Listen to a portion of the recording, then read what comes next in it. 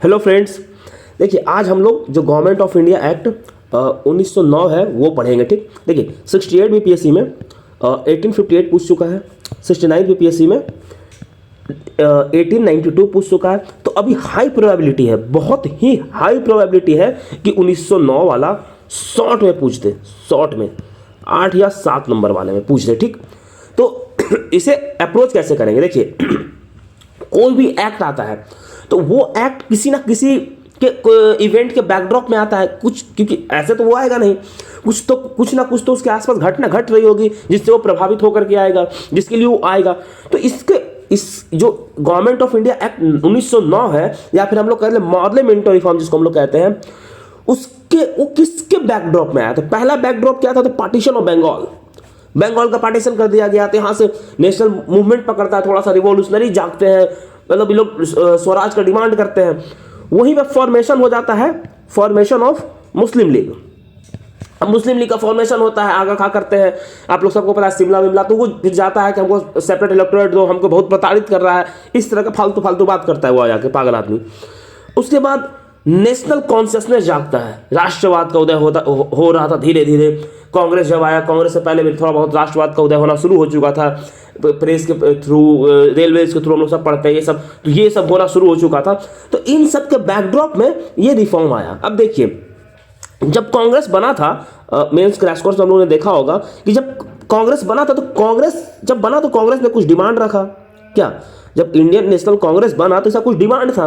तो अब इसका कुछ डिमांड तो देखिए 1892 में फुलफिल हुआ था, अब कुछ डिमांड अब इसका यहाँ फुलफिल होगा। क्यों? क्योंकि इसको अपीज करना था उस वक्त। मॉडरेट्स जो थे, मॉडरेट्स को अपीज करना था, खुश करना था, थोड़ा बहुत ज़्यादा खुश नहीं, बस एक इल्यूजमेंट। तो उस समय कांग्रेस का क्या डिमांड था कि आईसीएस का एग्जाम इंडिया में हो जाए साइमल्टेनियसली। दूसरा डिमांड क्या था कि थोड़ा सा वाइसरॉय एग्जीक्यूटिव काउंसिल में थोड़ा सा ये कर दो, मिलिट्री एक्सपेंडिचर घटा दो, थोड़ा सा मुझे डायरेक्ट इलेक्शन करा दो, मतलब इलेक्शन इंट्रोड्यूस कर दो। एक और डिमांड क्या था कि जो वोटिंग राइट्स है वो दिलवा दो। इस तरह का इन लोगों का डिमांड था। ठीक, तो ये कांग्रेस का डिमांड मैंने इसलिए डिस्कशन किया कि हम लोग जो मेंस क्रैश कोर्स में है उन लोगों को पता है कि हम लोग कैसे नेशनल अवेकनिंग डिस्कस कर चुके हैं ऑलरेडी, कि कैसे राष्ट्रवाद का उदय होता है, उन लोगों को ये चीज़ पता है। तो मैंने बस एक कॉन्टेक्स्ट देने के लिए आप लोगों को ये बता दिया। ठीक, अब देखिए अब इसका कुछ प्रोविजन, हाँ उससे पहले हम लोग इंट्रोडक्शन पढ़ लेते हैं। आपको ये एज इट इज एग्जाम में लिखना है, ना एक शब्द ज़्यादा ना एक शब्द कम। 8 नंबर या फिर 7 नंबर वाला प्रश्न में आएगा ये, तो आपको इसी तरीके से लिखना है,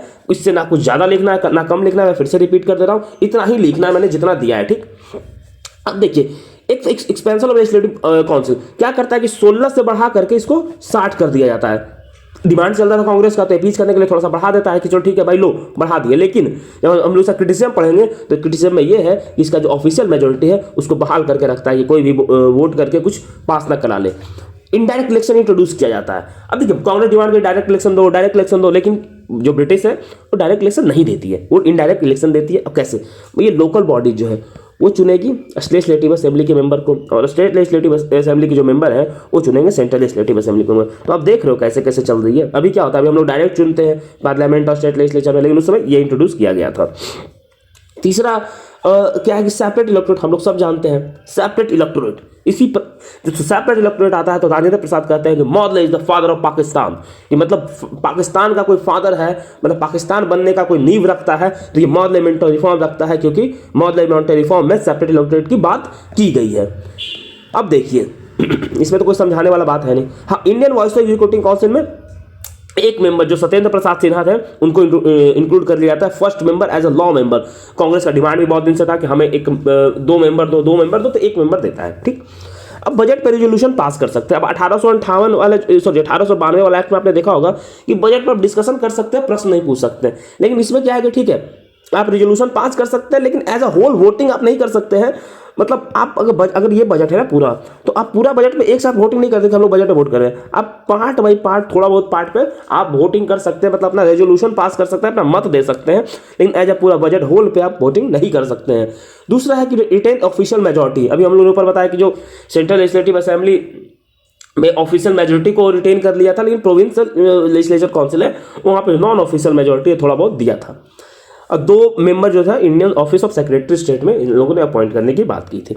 अब इसका क्रिटिसिज्म देखते हैं तो पहला क्रिटिसिज्म तो सेपरेट इलेक्टोरेट वाला ही है कि आपको राजेंद्र प्रसाद लिखना है, ये बात ध्यान रखिएगा। Rajendra Prasad considered Lord Minto as the father of Pakistan.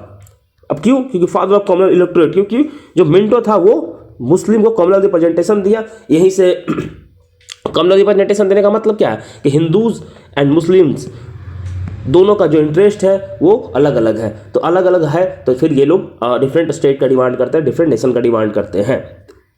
No direct election, मतलब डायरेक्ट इलेक्शन को इंट्रोड्यूस नहीं किया गया था इसमें। हम लोग देखा भी डायरेक्ट इलेक्शन था, डिमांड था कि डायरेक्ट इलेक्शन हो, लेकिन इनडायरेक्ट इलेक्शन को इंट्रोड्यूस किया गया था, तो ये भी एक डिमांड था। इलेक्टेड मेजोरिटी नहीं ऊपर दिया गया, तो हम लोगों ने देखा कि ऑफिशियल मेजोरिटी ही रखा गया था। वोटिंग राइट्स नहीं था पूरे बजट पे कि हम लोग वोट नहीं कर सकते हैं, ठीक, ये सब क्रिटिसिज्म था।